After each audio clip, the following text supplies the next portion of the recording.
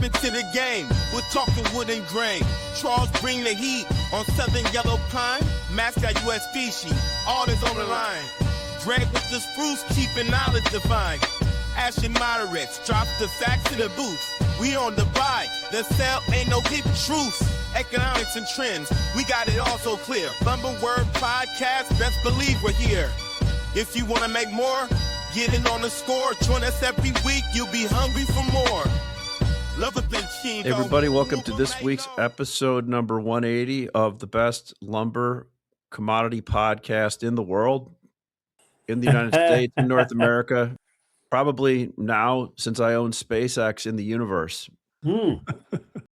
So Matt, Gregg, we're doing us three today. A couple of notes I wrote down before it. I wrote market ? I wrote futures, November discount, with all of the people that got into that, all of the fans of the long September, short November trade that got in and made some money. When are they going to get out of that one?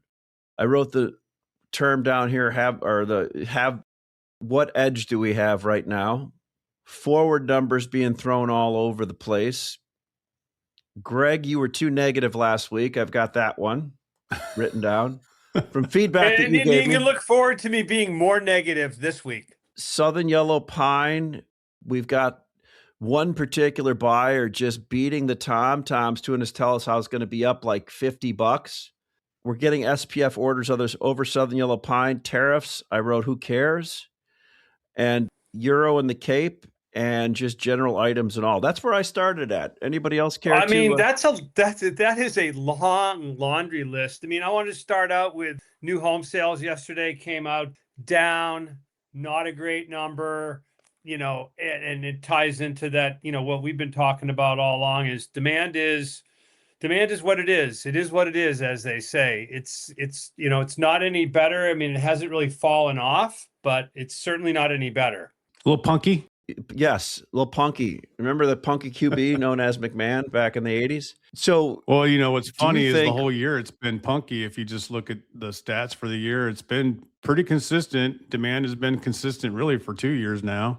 And the only thing that's changed in our world is supply. And that probably will continue to change. It's the math isn't mathing everywhere. So, I mean, I don't see demand falling off a cliff. I also don't see demand rushing in all of a sudden either, right? I mean, so we're running at 1.2, 1.3, 1.4, kind of a variable rate up depending on which month they publish and how good the stats are, who you believe. But we've been like that for, a few years. 3 years. It's 3 years now. We're at basically mid to low 1.3 housing starts. Mm-hmm.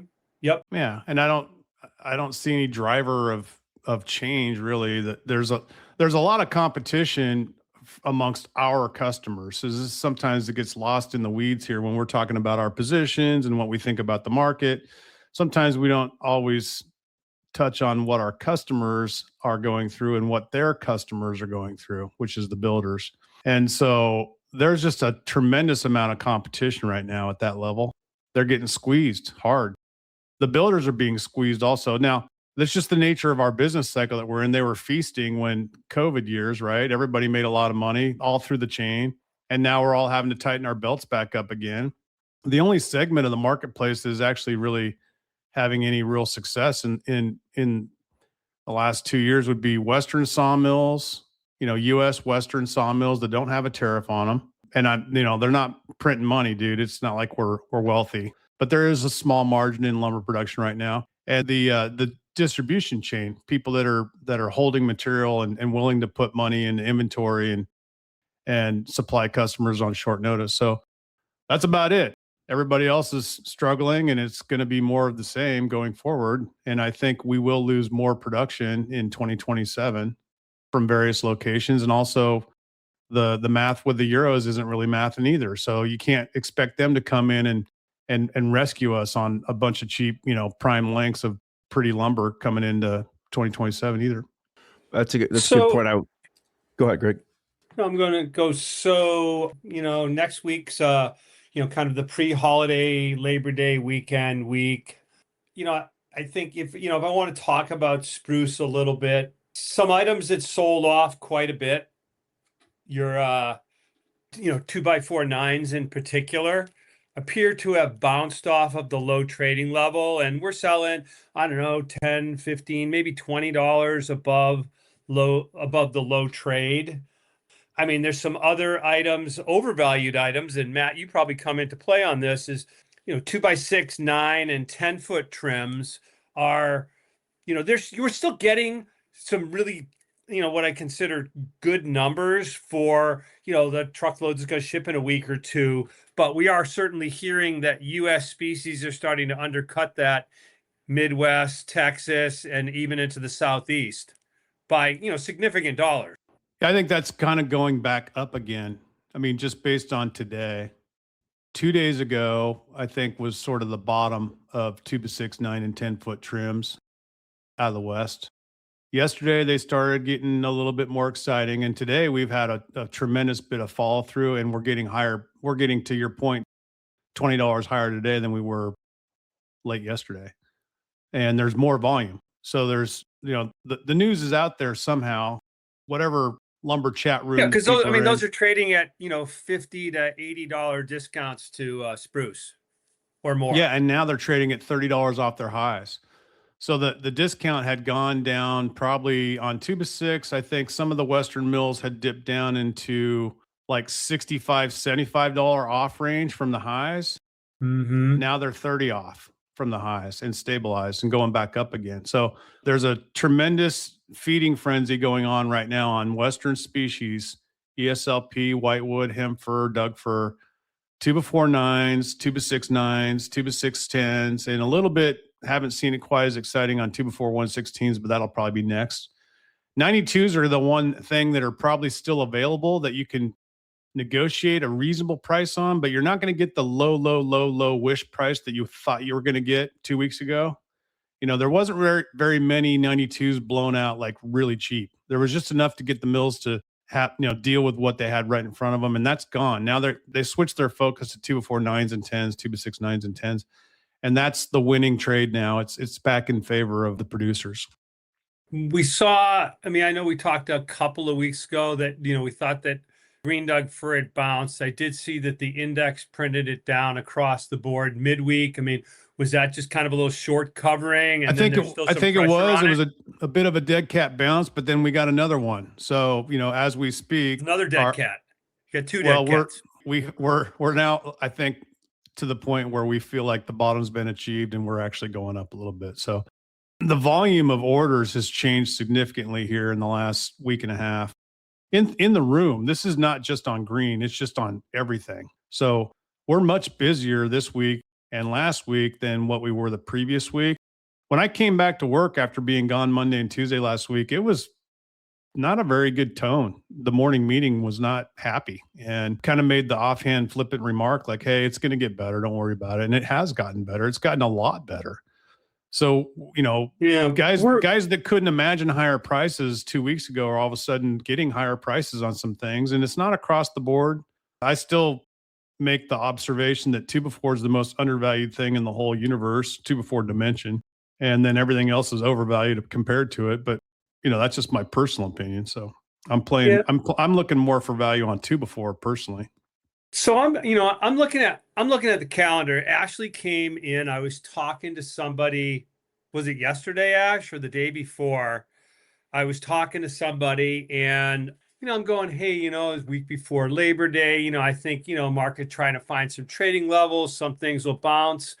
I'm saying, hey, when I look at the calendar, I go, what kind of rally can we really have over the next 45 to 60 days? Mills have just come off the best months in terms of pricing in June and July that they've had in several years. Everybody's got logs. And the seasonal for price is not positive for October, November. Yeah. So, but negative. And he's going like, you're more negative than I am. And I'm like, no, man, and that having been said, Matt, like Ash and I, we're like volume, like to your point, there's volume of business every single day. Yeah. Are we I say a quote unquote aggressive. Are we aggressive? Yeah, probably, because we would rather turn inventory right here than think that we have some massive fall rally coming. And, and I keep going, walking into Ash's office. I go, hey, if there is a massive fall rally, that would be really great. Yeah. I don't think we will get a massive rally at, probably till next winter or early next year. I could see that happening again. But I do think we're going to have a few medium-sized rallies here between now and Thanksgiving. And Have you talked to the guys that trade futures about this? Because they're not buying in on this. That's fine. Look, dude, I think futures is a little bit of an overreaction to the downside right here. And I'm fine as a buyer. I think futures are tremendous value. Like, especially if you've got forward business, you want to. Ashley and Greg, you guys have done this for years. You go out and offer a bunch of fourth quarter 9-footers at a discount, and you just use the November contract as your basis. That's a genius thing that you've done for a long time. And that's a great seller right now.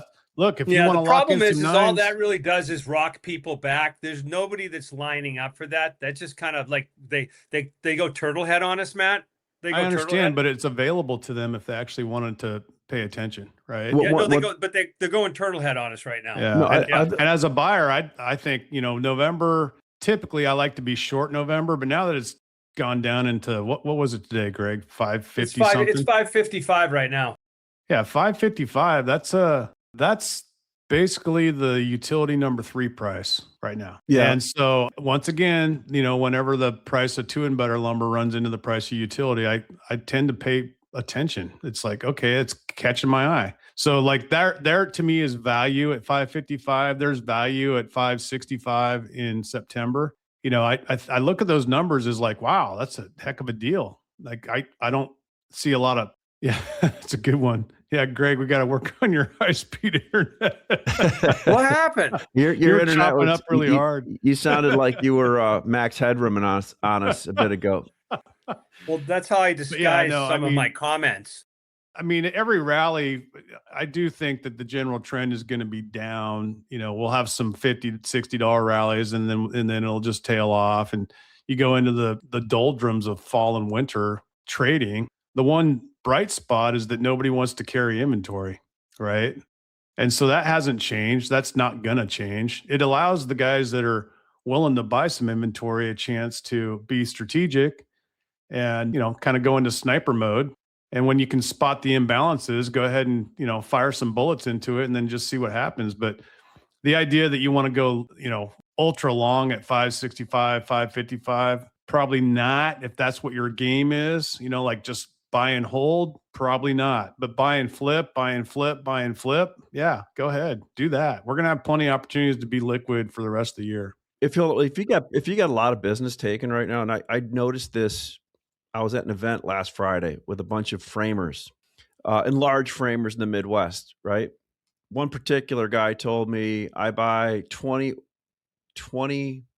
in the Midwest. I do 20 jobs a year with an average lumber panel trust spend of $3 million. I'm like, oh, that's cool. How do you buy your lumber? I give my budget to a guy and then he goes and takes care of it for me. I go, do you know what's going on in lumber ever? He's like, not really.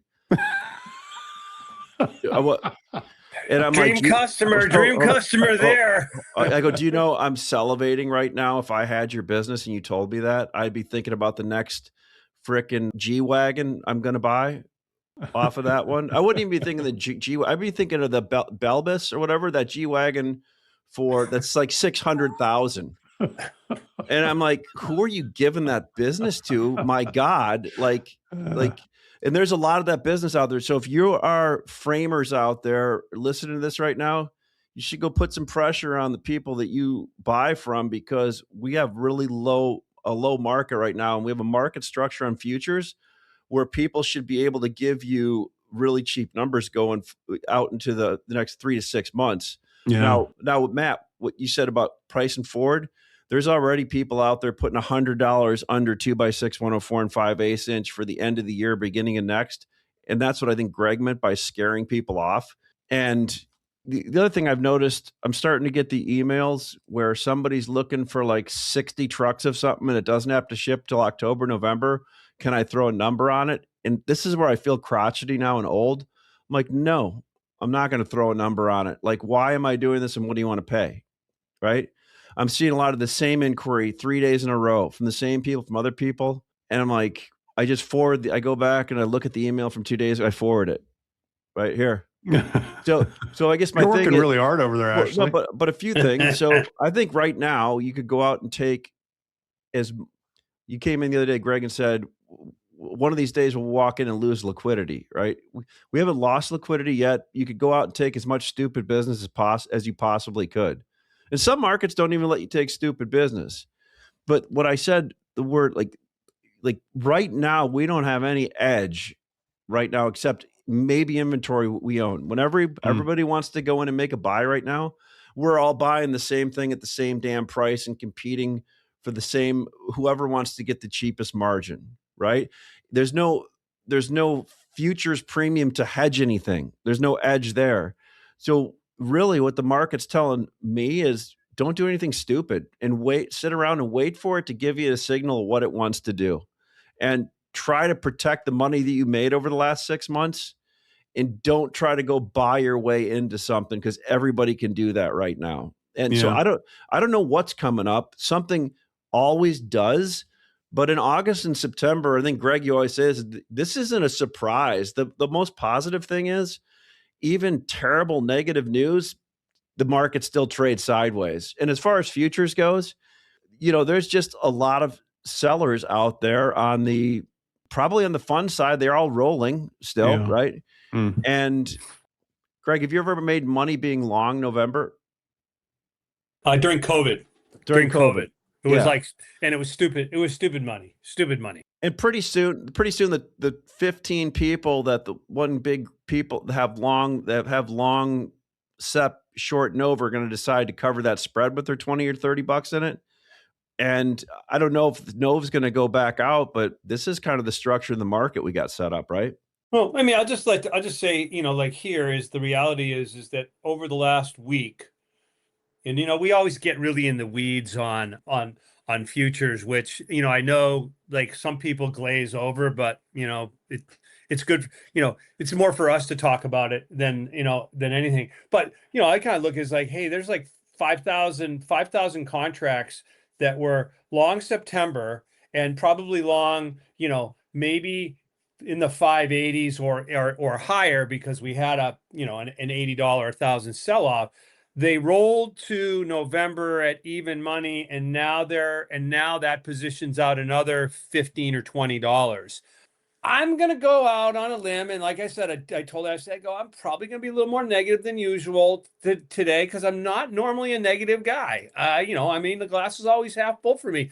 But technically, on the weekly continuation chart, we broke a major trend line that projects down to $500. And I know that there is did you just say $500? I said 500.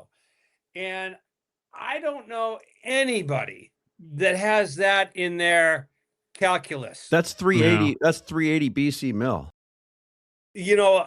All I heard was blah, blah, blah. I mean, we talk about mill costs and at some point that always does matter. In November, December, being like a place where there's a lot of losses is going to matter for production. But Matt will tell you right now, mills have all the logs they need. They're going to run. September and October, they're running. They have logs they need to cut.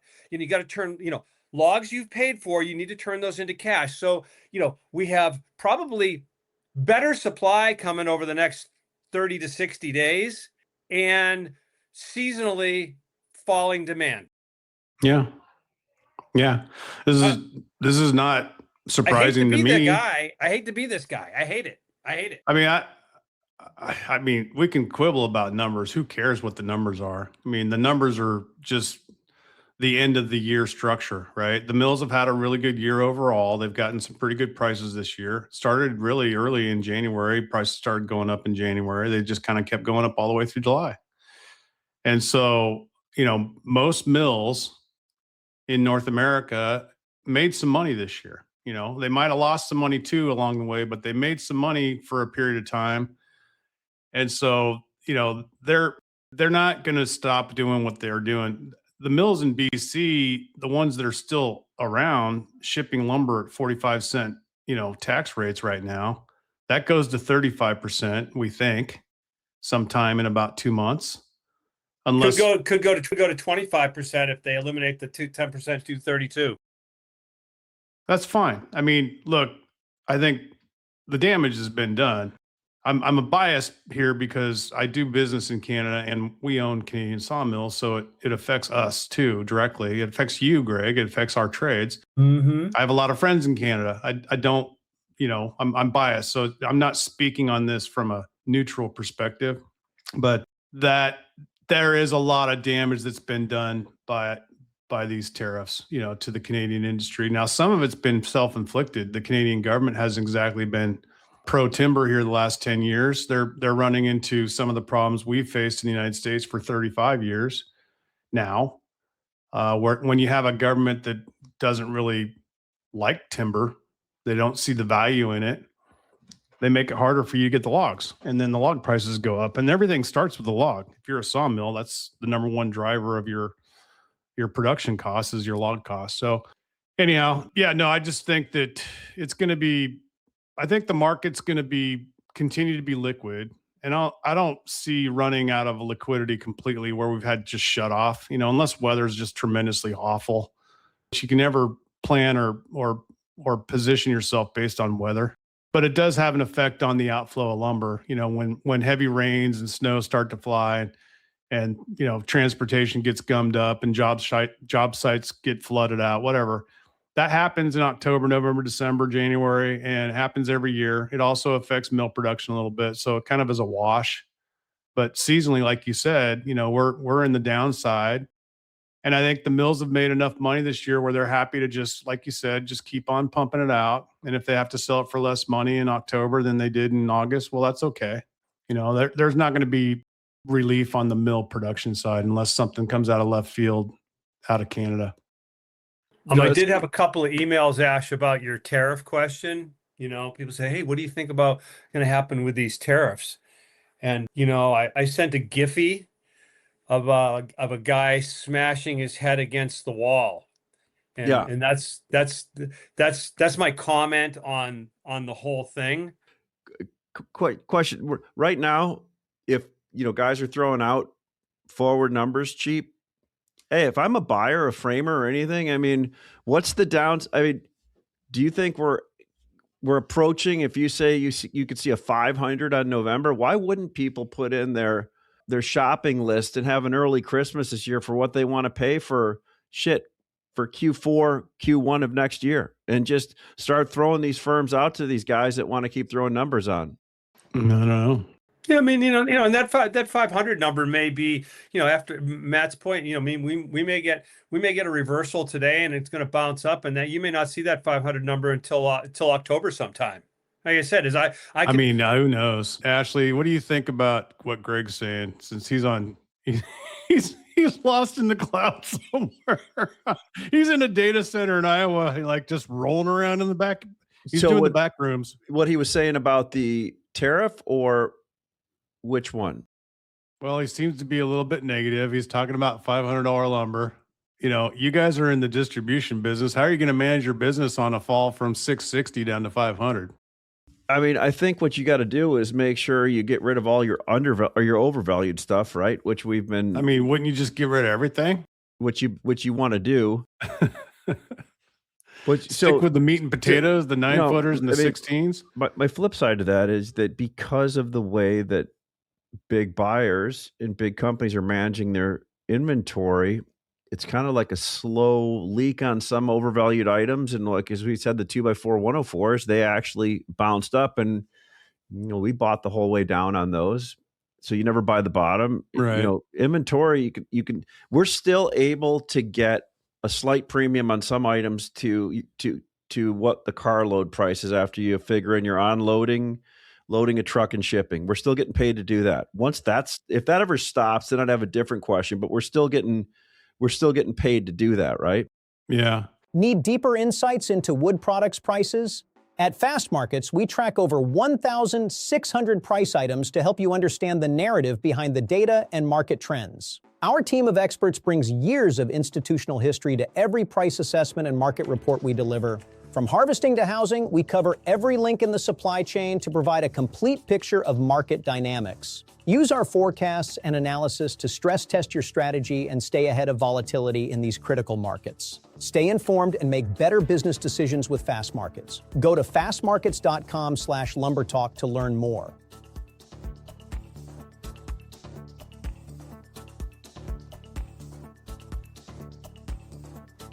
I think you will continue to get paid because I think the inventory holders are going to shrink also.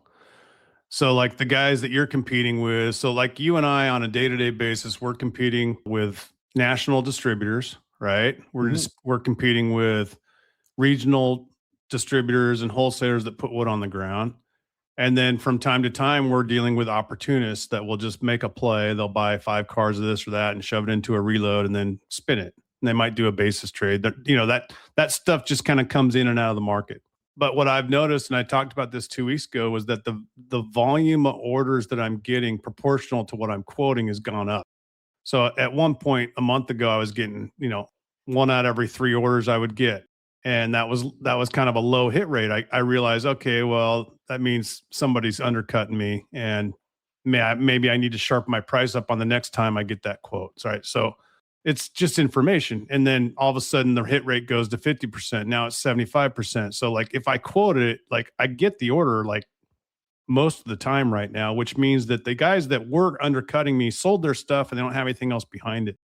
And I think that'll remain throughout the rest of the year. I really don't see a lot of getting long and holding opportunities when you have a downward trending market over a long period of time. And I forecasted early on, I said the second half of the year is going to be much different than the first half of the year. My strategy going forward is to carry less inventory, have less fixed cost risk sitting in my inventory. I'll be an active hedger. Every time the board pops up, I'll probably sell into it. There's not a reason to sell into it now. It's a discount. So what that tells you is just shed your cash, be a sharp buyer, be opportunistic, focus on the items that have value, like what you're saying, the 2x4.9s they're still, 2x6.9s, 2x6.10s, things like that. And then all the other shrapnel that you could or couldn't get long on, it better be a hell of a good deal for you to go long on it, because, if your strategy is to buy and hold for 2 months, well, the overall market conditions they're not really going to be in your favor unless you're a hedger or unless you bought it really cheap on the front end. And so you gave me some time to think about your question now while you were saying that. We are talking about, Greg was talking about November, if it could go to 500. Okay. November contract is December wood, January wood. So it's kind of irrelevant as far as the cash price. And one thing I've noticed as funds and people that are long have, open interest we had some of the highest volume contracts the last 3 or 4 days trading, and open interest didn't move very much. That means longs are now underwater that wanted to roll. Yeah. And shorts are piling on and doing it. So here's what I've noticed from being in this industry for a long time. November could go $100 discount to cash, and it would be meaningless unless you did something about it, right? It could do that. You know how we had the big premiums the other way? It could go a huge discount, and people would just stare at it and say, why is it a discount? I don't think me and Greg would stare at it, because you can rewind the clock to last September, last November, last January, when we were doing all these expits with each other. Yes. And I think the low water mark and all of that and all of those transactions, plus all the cash transactions that I did anywhere in the United States, was like 485 delivered Chicago on 2x4 and better hemlock or spruce. Well, if you get down at 500, I mean, it's kind of a green light to just go blindly long and hold, because if you take delivery of the November contract, you won't get that wood until Christmas. Yeah. And you're setting yourself up for the first quarter, which, I mean, I'm truly a believer that typically we're going to get some kind of a decent rally in the first and second quarter. It just happens every year. And I'm willing to take the risk in December and November that I wouldn't take in August or July, right? I completely hear what you're saying, and you can appreciate this. If it did go down to 500, we'd probably be looking at each other like, "Oh shit, what do you do?" Right? Right. But you'd be when it gets there and you're actually sitting there looking at it. As a distributor, it's always easier to sell the premium and hedge your inventory. Yeah. Because buying it, yes, if you're buying it for inventory or to expit it, for sure. Buying it, where it works better for us when we can forward sell it, and people don't have that mindset yet to do that. I think they're just too far out, right? Yeah, I agree. Our business is hard to go past 2 months mentally. Yeah. But yeah, I mean, I'd kind of expect 2027 to be very similar to 2026. So, I mean, I know that that's psychologically speaking, that's just most people think that way. Like, Yeah. and it never is the same. The years are always different for different reasons. But I don't expect the behavior to change all that much. I do expect there to be more open market purchasing going on in 2027 than 2026. I think a lot of these companies that buy lumber from us are being so harshly squeezed on their margins that they're going to try to do anything and everything to even lessen even more their contract commitments. If they can flip them onto a favorable term VMI, then maybe they'll do that. Maybe they'll flip some of their contract commitments over to VMI. But even that, I don't think the mills are as excited about doing these advantageous VMIs anymore. That's a great point. I haven't thought about that. And as a distributor, what we may see, like you just said, is, all we deal in, you and I, when we're trading every day, is open market wood for the most part. Yeah. We do some contract wood with our mills, et cetera, both sides. But maybe sometimes if there's less, let's say there are less contracts next year, which there certainly could be with the pile of business that we currently have, you and I, we sometimes think we may see more because we're seeing more open market wood trading. And you're right, because less contracts and less VMI. I mean, honestly, if you're a mill and you're taking it on the chin from everything from environmentalists to, people trying to change your AVD, CVD, or AD/CVD, all that, no matter where you're at some point, you can't really structure a contract very efficiently because if you have so many unknown variables going on, right? Yeah, I mean, that happened with Carrier with me this year. I had a contract with them. We had to cancel it because they're shutting the mill down. Yeah. And even before they shut the mill down, they were having trouble with fiber supply. So, those are unknown unknowns like Gregg talks about, and they're real. They affect people. So, And I wasn't the only guy. I mean, they had 15 or so different companies that had to either restructure or cancel outright. And so, it's not a big sawmill. It wasn't like not one of the mega mills, but still it's something. It's just an extra several cars a month I got to go out and buy in the cash market. Yeah. Which is fine. I can handle it, but you're going to have more cash buyers out there next year, I believe, which I always feel like having more cash buyers is good for you and me.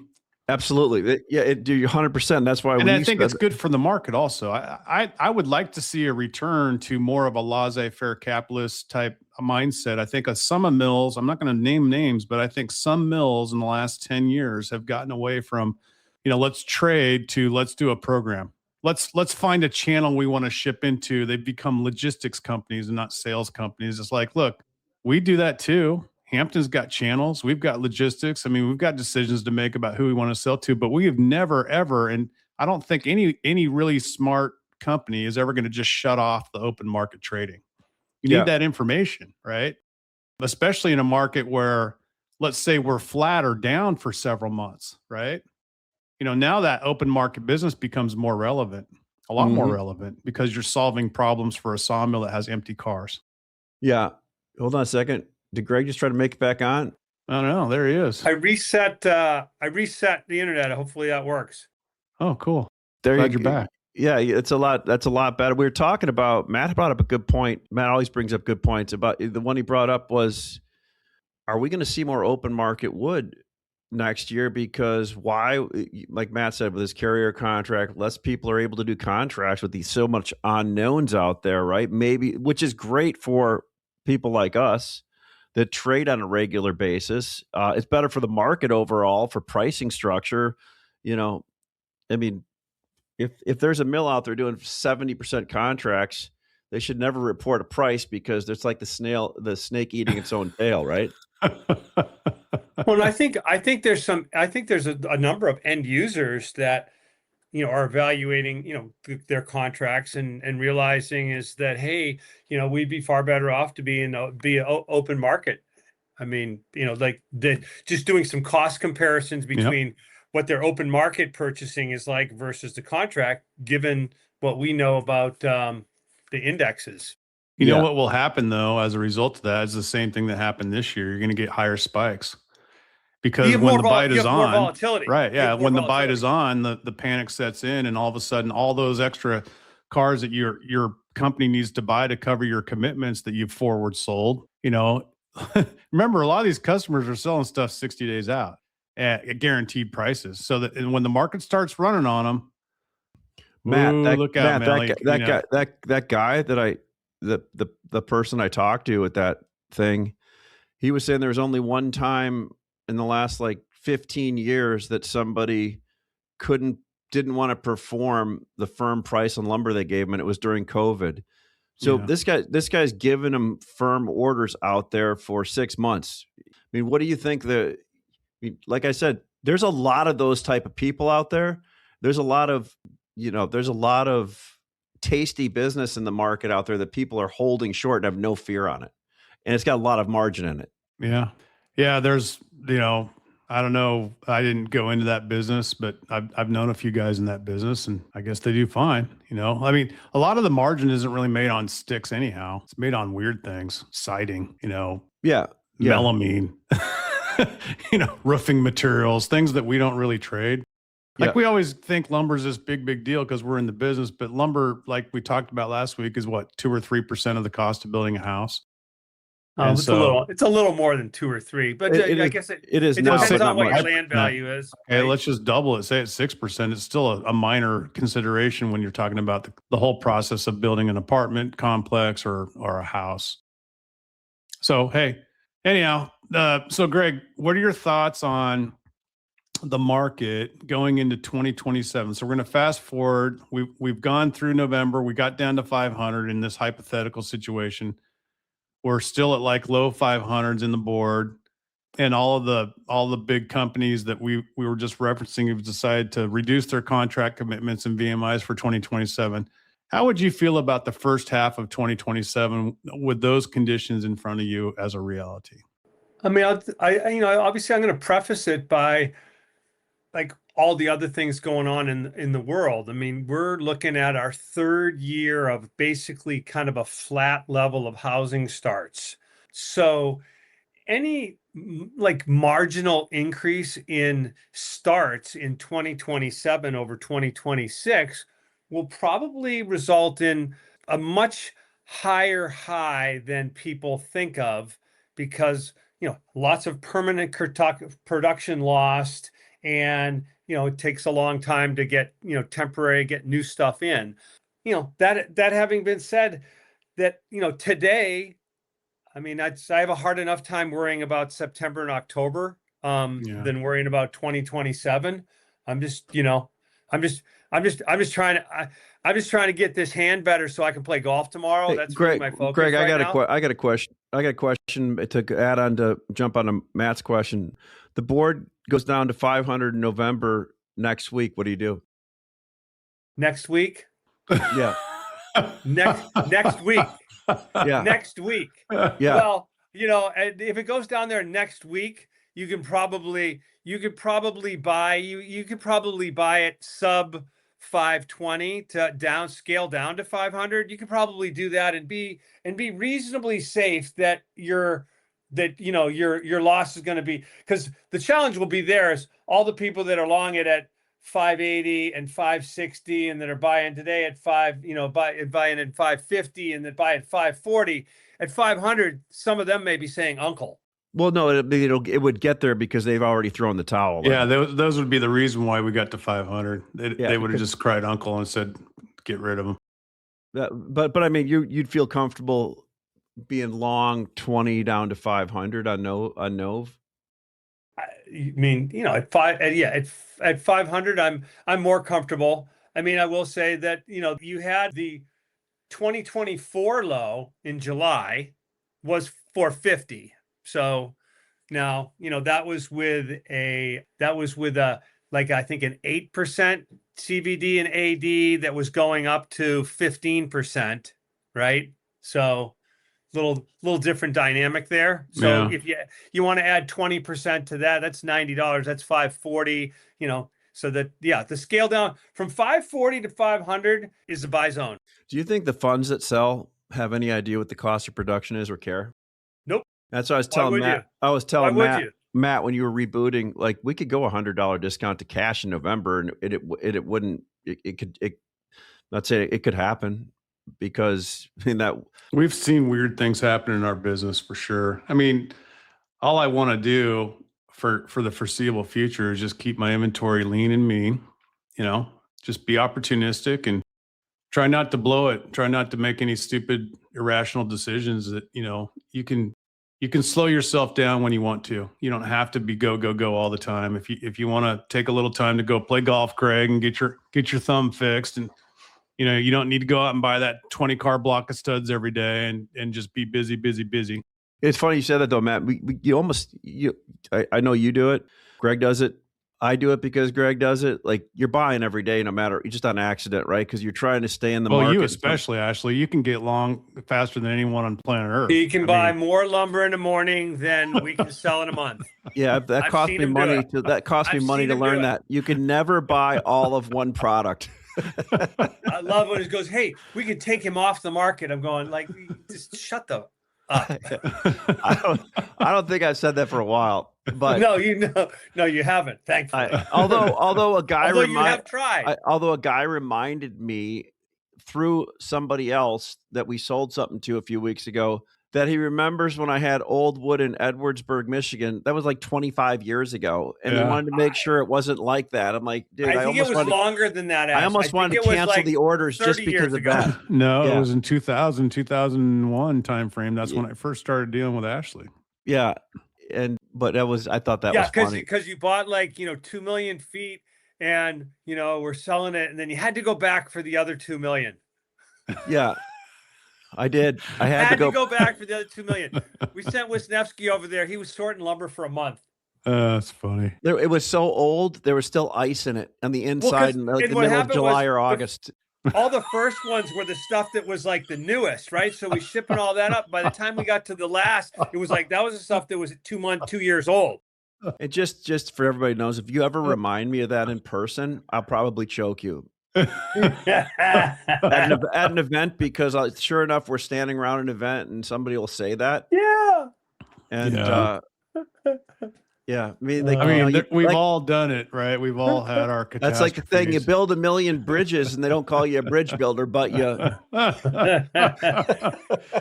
think we all know that joke too. Yeah, exactly. No, but I mean, here, the senior trader, I just think the thinking that I have is like, it's going to be a rocky few months here, and that's fine. I was prepared for it. My inventory is as low as it's been all year, and I don't know what to do now. Like, I do need to buy some lumber. Literally, if a guy came to me and said, I need to move these 10 cars, I could go ahead and buy 10 cars and just take them to inventory, but do I want to? I don't know. The challenge now is, that's 9/7 shipping wood that gets in October. And, this is the conversation Ash and I continue to have. It's like, we want to be at kind of like our lowest operating level that we can get to. But, with the Ford being the huge discount that it is, you can't hedge. Yeah. You can't hedge. And it's like, I mean, so we're only buying the things that we need to fill orders and stay in business, because we gotta, we're a mom and pop corner store. We gotta have. You need 2 before 16s. We need beer. No, we need beer and cigarettes. We gotta have them. Yeah, no, I get it, and I'm in the same boat. I have actual contract commitments I have to keep up with, so I have to buy some things all the time. And then I've got menthol cigarettes too, or not? Zins. Menthol. He's got the Zins. It's Zin now, right? It wouldn't be cigarettes anymore. Well, I mean, you know what? Zins and Hey, whoa, blunts. whoa, whoa! No, you know, there's you can still get cools. You are what you smoke. Yeah. Yeah. But yeah, no, I mean, it's going to be different operating conditions for the next few months, because there'll be a lot of times where I don't have what they want, and I've had what they wanted all year, and so I'll just be no quoting a higher percentage of things, and that's okay. Nobody's putting a gun to my head and says you've got to carry a full line distribution menu 24/7, 12 months a year. I have choices to make. Right now, my choices are carry inventory for sport or try to make some money somehow, some way. And so if I'm going to try to make some money somehow, some way, and I can't hedge, my only hedge is sell the high value items like 2x6 and wider, or 2x6 trims, right? Sell them as a to buy at a market price, and then hope to God I can squeeze out a margin on the buy side down the road. So yeah, selling the overvalued items and then buying the undervalued items makes some sense. But right now, even the undervalued items are not that liquid. Like, we've struggled with moving all year long, 12s and 14s. In Two it by kind of four blows me away. 12s. 14s were such a great value all summer long, and they never popped. Never. I ended up selling all my 14s at the number 3 in utility price. And I had like 600 units of them at one point. And I'm like, well, that was a mistake. You know, why bother? Shit, I could have just not done that at all. You know, It was a total waste of time and money. 2x4 12s just cannot get off the mat. Cannot get off the mat. And now 14s are like this. But everybody will pay you a big price for 16s still. And there's still value in 18s and 20s. So, you know, I'll just buy the lengths that are liquid that I can't get too hurt on. And if I have to pay, you know, more than I want to for straight cars of 16s, but then I don't have to take on a bunch of 14s and 12s with it, well, I'll probably just do that for the time being. And ignore the fluff random cars that you have to buy when you're forced into it, you know, when the market tightens up. Yeah, so I don't want anybody that when they listen to the pod to like throw it back on Ashley and go, hey, yeah, you know, you guys were really negative, so you could you take $20 off? Yeah. The thing is, though, I'm not really near as negative as you. I don't see 500 coming. And if it does, well, then great. It's a great buy. Like Ashley and I were talking about this while you were off in cyberspace, that the 500 number was a really safe number to be long at for 4 months last year, right? From, let's say November through February.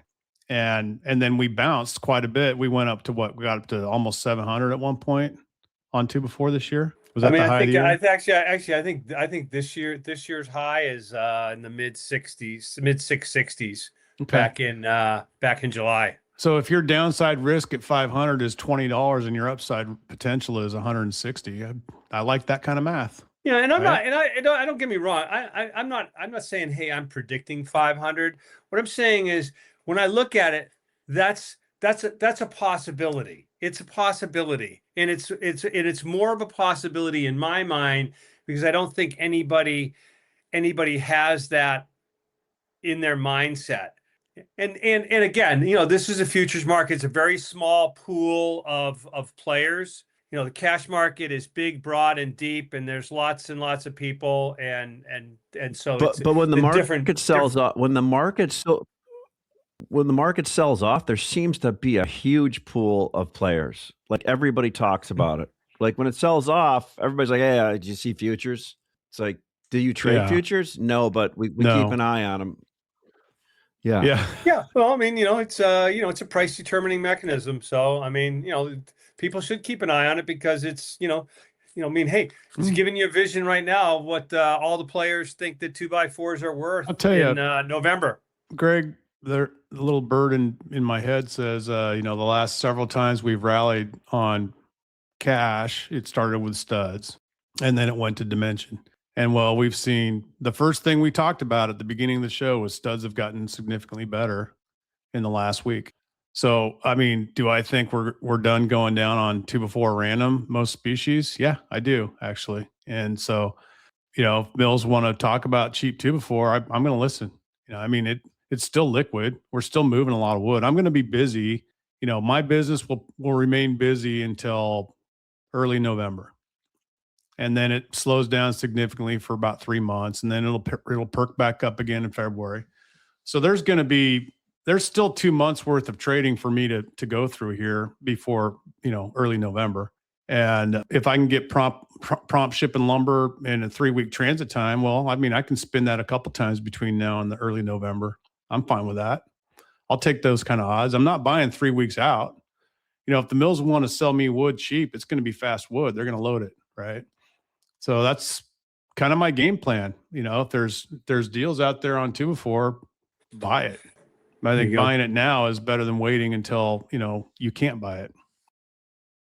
Yeah, well, hopefully we get Charles back next week. I mean, you know, like pine looks like that it looks like it's bounced off of low trade. You know, we're not in it deep every day to like know you know what that looks like. I mean, I'm talking specifically at least 4 and 6 inch. I think 4 and 6 inch have bounced and the wides are still under a little pressure. But hey, guys, I run up against the 1 o'clock. I got to hop. Always good. Always good. Happy trading, guys. Cheers. Bye. Sounds good. Thanks for listening to this week's episode of The Lumber Word. The Lumber Word podcast is dedicated to engaging conversations about the lumber industry, including trading ideas, market trends, and evaluations of overvalued and undervalued assets. We wish to emphasize that the discussions and opinions expressed in this podcast are purely for informational and entertainment purposes. They should not be considered as financial or investment advice.